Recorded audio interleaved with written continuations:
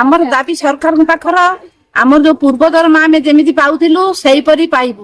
Performance ବୋନସରେ ଯୋଉ ଆକ୍ଟିଭିଟିର ଯୋଉ ଦରମା ଆମକୁ ଦିଆଯାଉଛି, ଯୋଉ ଇନସେଣ୍ଟିଭ ଦିଆଯିବ ବୋଲି ମ୍ୟାଡାମ ଯାହାକୁ ନା ଆମ ସରକାର ଯୋଉ ନିଷ୍ପତ୍ତି ନେଲେ ସେଥିରେ ଆମେ କେହି ଏକମତ ନୁହଁ।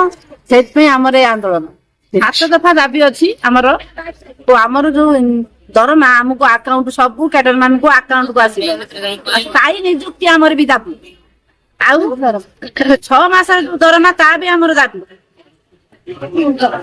ପୂର୍ବ ଦରମା ଆମେ ନବୁ। ପୂର୍ବରୁ ଯେମିତି ଦରମା ଦିଆଯାଉଥିଲା ଆମକୁ ସେମିତି ଦରମା ଦବୁ, ଫିକ୍ସ ଦରମା।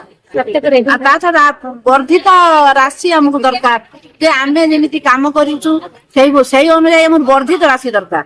ଯେ ଆଞ୍ଚଳିକ ମଞ୍ଚ ଯେମିତି ଥିଲା, ଗୋଟେ ରେଭିନ୍ୟୁର 3ଟା ଆଞ୍ଚଳିକ ମଞ୍ଚ ଥିଲା, ସେଇପରି ରହିବା ଦରକାର।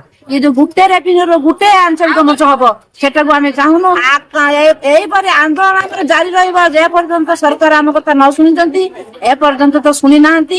ଆମେ 3 ଦିନ ହେଲା ବସିଛୁ, ଏଇଭଳି ଗଣଧାରଣାରେ ବସିଛୁ, ସରକାର ଏପର୍ଯ୍ୟନ୍ତ କିଛି ଶୁଣୁନାହାନ୍ତି। ଆମେ ବର୍ତ୍ତମାନ ବି ସରକାରଙ୍କୁ ଆମେ ନିବେଦନ କରୁଛୁ, ଆମ କଥା ଶୁଣି ନିଅନ୍ତୁ, ମାନି ନିଅନ୍ତୁ।